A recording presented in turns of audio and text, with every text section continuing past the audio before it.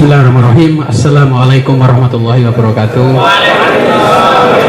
Saya ucapkan terima kasih kepada panitia, kepada seluruh hadirin, kepada para narasumber, penulis buku, dan Pak Sidik, Pak Mas Moderator. Terima kasih ya. Terima kasih. Bapak, ibu-ibu, saudara-saudara semuanya ya. Dari tadi malam saya ditawari dan saya langsung memprediksi kira-kira debatnya seperti apa dan tidak melenceng. Pasti tanggapannya debat kusir. Itu sudah bisa dipastikan ya. Jadi Bapak Ibu sekalian, saya ingin mengembalikan marwah bukunya Mas Ma'mun Rashid dan saya hargai setinggi-tingginya. Pertama, keberaniannya. Ini luar biasa ya, sangat perlu buku seperti ini dan semoga Mas Ma'mun Rashid kita cloning sebanyak mungkin untuk mengkritisi.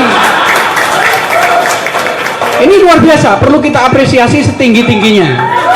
Apresiasi setinggi-tingginya. Buku ini luar biasa ya, Anda harus baca secara detail, Anda pahami. Nah ya, buku ini merupakan kritik ya. Buku ini kritik. Jadi buku ini bukan ideologi tapi kritik ya. Oke. Satu itu ya sangat penting, nanti Mas Ma'mun Rashid akan saya hadiahi buku saya. Yang kedua, perlu digarisbawahi sebagai pijakan awal kita diskusi ini, saya fair saja, terus terang saja, bahwa apa yang diajarkan oleh Hizbut Tahrir itu bukan epistemologi, bukan ilmu pengetahuan, tapi itu ideologi. Ya, itu penting Anda pegang. Ideologi pun plus ideologi tertutup. Dan Anda buktikan hari ini, tadi. Jadi tidak bisa dia menerima kritik. Ini kan kritik ya Hizbut Tahrir. Katanya teman yang baik akan mengkritik. Setelah ini dikritik, orangnya yang diserang. Jadi itu dalam ajaran filsafat lama yang diajarkan oleh Francis Bacon, itu disebut idol ya. Jika Anda, atau patung ya, jika Anda dikritik, maka jangan kritik bahannya, tapi kritik orangnya gitu. Atau pura-pura tidak paham apa itu kritiknya. Atau jangan sampai orang lain paham, kita halang-halangi dulu. Itu namanya idol atau berhala dalam bahasa kita. Jadi dihalang-halangi supaya Anda tidak baca buku ini. Saya sarankan mohon dibaca buku ini. Ini buku baik. Kritiknya tajam dan beliau adalah hafid, kurang apa lagi gitu ya. Nah, oke. Jadi pertama yang perlu Anda garis bawahi adalah bahwa HTI dan kawan-kawan itu menawarkan ideologi, bukan epistemologi. Ideologi jika Anda kritik, dia tidak akan lentur. Lain dengan epistemologi, ilmu pengetahuan. Ilmu pengetahuan itu wataknya adalah lentur. Artinya penemuan terbaru itulah yang akan dianggap sebagai ilmu. Dan penemuan terbaru itu akan dikritik lagi. Seperti yang Anda lihat ketika HTI ideologi HTI dikritik, dia akan membalas itu, bukannya malah berpikir tapi malah membalas. Dan ini sebuah kemunduran berpikir jika kita melihat diskusi lama ya. Oke, sebelum saya ke sana, saya akan menunjukkan dulu betapa baiknya buku ini, dan buku ini sangat layak. Pertama, buku ini yang kita tunggu-tunggu, kritik terhadap ideologi yang selalu kembali ke Quran dan Sunnah, dan buku ini menjalankan tugasnya. Mas Ma'mun Rashid walaupun masih muda, sudah punya pacar belum Mas? Nanti langsung saya nikahkan di sini nanti. Kalau sudah kedua enggak apa-apa katanya tadi kedua. Kalau ada pilihan khilafah, sampaikanlah khilafahnya. Nah, ya kan, saya calonkan Anda sebagai khalifah di sini. Gini, buku ini menjalankan tugasnya dengan sangat istimewa, yaitu mengkritik orang yang menggunakan hadis dan menggunakan Al-Quran dengan menggunakan hal yang sama. Jadi ini kritik yang seimbang ya. Dan ini sangat diperlukan. Kita harus bangkit memberi wacana lain dengan cara yang sama. Jadi orang bilang khilafah pakai ayat Al-Quran. Nah, Mas Ma'mun Rashid pakai ayat Al-Quran juga, pakai hadis, beliau pakai hadis juga, pakai ilmu hadis, beliau tidak diragukan lagi. Nah, ini sebuah ijtihad yang bagus ya. Bagus sekali, luar biasa. Pokoknya bagus pokoknya. Kedua, ada perlu yang diperkuat ya, walaupun bagus tapi perlu diperkuat. Selama ini kritik semacam ini dilakukan oleh banyak ulama, mulai dari Muhammad Abduh ya, kemudian Rashid Ridho, dan kemudian ada lagi dengan metode yang sama, yaitu hasilnya Said Qutb yang kemudian tidak jauh berbeda dengan HTI. Itu akhirnya menjadi debat kusir, dan ini sebuah kemunduran. Orang ayal-ayalan makna ayat ini apa, terus mencari ayat yang sama dengan tafsir yang berbeda. Ini akhirnya debatnya kusir seperti tadi kita dengar. Dan ini mundur, back to the old, mundur. Makanya menurut saya Mas Ma'mun Rasyid ini perlu kita perkuat, perlu kita backing kita semua dengan keikhlasan dan semangat ijtihad yang tinggi. Kita baca karya-karya para ulama sendiri yang sudah berdiskusi dengan khilafah itu sendiri dan para pemimpin kita. Pertama, karya Soekarno yang besar. Beliau sudah sangat jelas menjelaskan bahwa khalifah itu tidak berdasarkan Arab dan Islam, tetapi khalifah itu adalah turunan dari sistem Romawi, Konstantinopel. Beliau membuktikan khalifah Muawiyah bin Abi Sufyan itu meniru Konstantinopel dengan cara menurunkannya sebagai dinasti kepada Yazid bin Muawiyah. Dan Soekarno 50 tahun yang lalu sudah mengkritik bahwa khalifah kita yang 4 itu saling dibunuh semuanya, nggak ada yang meninggal wajar kecuali 1. Ini sebuah otokritik yang luar biasa ya, Soekarno sudah mengkritik itu.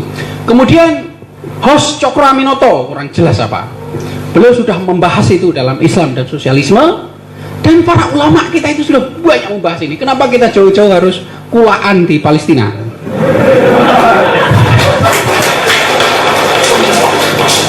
Jadi itulah kebaikan Muhammad Ma'mun Rasyid, semoga menjadi pahala. Kemudian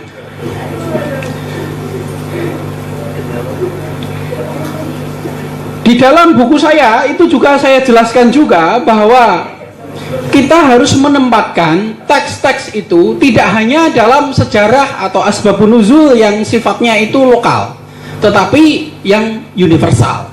Yang universal itu bukan hanya sejarah satu suku tertentu, tapi sejarah manusia. Sejarah manusia itu sangat lebih luas dan itu perlu sekali digalakkan ya. Apalagi Mas Ma'mun Rasyid ini sangat menguasai ayat-ayat Al-Quran dan perangkat ilmunya. Saya kira itu kalau dilengkapi dengan sejarah yang sifatnya universal, pandangan kita akan jauh. Ya, saya ibaratkan pandangan kita itu tidak lagi kalau Anda di hutan, Anda tidak lagi jadi semut, tapi Anda harus terbang tinggi menjadi burung elang, sehingga Anda tidak menceritakan hutan itu sendiri, tapi Anda akan menceritakan bentuk pulaunya itu. Kalau perlu tidak hanya burung elang, pakai roket, sehingga Anda tidak hanya menceritakan bentuk pulau, tapi menceritakan bumi itu sendiri bentuknya kayak apa. Kalau Anda hanya di hutan, kemudian Anda meneliti seluruh ayat-ayat, Anda akan hanya terkungkung di situ. Maka tapi Mas Ma'mun Rasyid itu sudah ada tanda-tanda ke sana. Saya yakin itu merupakan salah satu bagian dari makrifat beliau ya. Jadi beliau sudah ada tanda-tanda ke sana dan sangat saya apresiasi itu.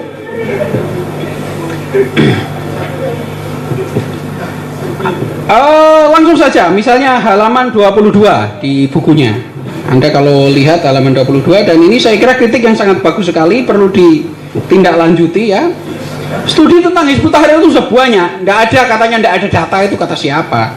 Banyak sekali, Anda cek di Google Scholar di situ, banyak, ada ribuan studi tentang Hizbut Tahrir. Coba ini saya baca secara letterlek ya, bahwa ini sudah sangat jelas kritik dia, nggak perlu dikabur-kaburkan. Kelompok yang mengusung ideologi khilafah Islamiyah tersebut bukan lahir dari rahim pergumulan politik Indonesia. Ia sebuah organisasi dan ideologi imporan dari luar negeri ke Indonesia. Ya. Dan ini buktinya apa? Tidak ada wacana di dalam buku-buku Intizam dan lain-lain itu, wacana tentang bagaimana para ulama kita, para pemimpin kita berdebat tentang khilafah dan dalam bentuk, dan apa itu bentuk negara. Di situ tidak ada. Yang ada diskusi tentang Palestina, tentang Mesir, tentang Rusia, mungkin planet lain ya, saya tidak tahu, tapi yang jelas itu tidak membumi. Sehingga kata Ma'mun Rasyid, multikulturalisme yang menjadi sebuah realitas yang harus kita pahami dan yakini menjadi kendala tersendiri buat pengembangan dakwah mereka. Ini sudah sangat jelas ya, kritiknya sangat realistis. Kemudian, maaf Muhammad Rosyid, saya promosikan buku Anda ya. Ini saya pertegas lagi tadi ya. Di dalam teks Al-Quran tidak ada satupun pola dalam sistem pemerintahan dijelaskan secara detail, tetapi nilai-nilai yang terdapat di dalamnya membuat para pemikir dan kelompok-kelompok menjustifikasi pendapatnya sesuai kepentingan kelompok. Nah, ini saya tegaskan lagi bahwa itu bukan gerakan epistemologi, tapi itu merupakan gerakan ideologi dan gerakan politik. Buktinya apa? Coba dirikanlah khilafah, terus tiba-tiba Mas Ma'mun Rosyid jadi khalifahnya. Kira-kira mau nerima nggak? Atau khalifahnya dari UIN gitu ya, Pak Amin Abdullah kita angkat jadi khalifah. Mau nerima nggak? Intinya kan kalau jadi khalifah, itu khalifahnya ya orang yang memperjuangkan itu, bukan orang lain. Nah, itu adalah kepentingan politik. Jadi sangat sederhana logikanya. Dan itu harus terbuka, nggak boleh terus kemudian nyerang Mas Ma'mun Rosyid, nyerang saya, nggak boleh itu. Kalau nyerang saya jelas itu berarti debat kusir. Ya, jadi kalau habis ini saya diserang jelas itu debat kusir. Habis ini Mas Ma'mun Rosyid diserang itu jelas debat kusir. Studi tentang data-data HTI luar biasa banyaknya. Ada disertasi, ada tesis, banyak sekali. Sudah nggak ngitung.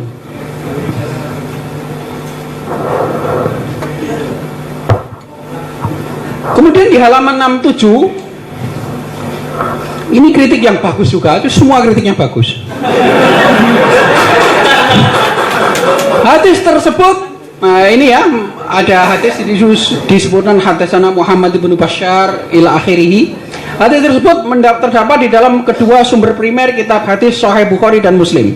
Sebuah keanehan dan keunikan tersendiri kegagalan cita-cita mewujudkan khilafah Islamiyah di Palestina. Tidak saja gagal menerapkannya, tetapi untuk membebaskan Palestina itu sendiri, yaitu Taqiyuddin An-Nabhani, wafat tahun 1977, dengan para pengikutnya yang tidak mampu. Selanjutnya, target dari mereka adalah Indonesia. Bukankah sebuah kekeliruan selama memperhatikan gerakan Hizbut Tahrir, masyarakat yang tidak mendukung akan dibumbui pernyataan seputar liberal, sekuler, hermeneutika, dan lain-lain.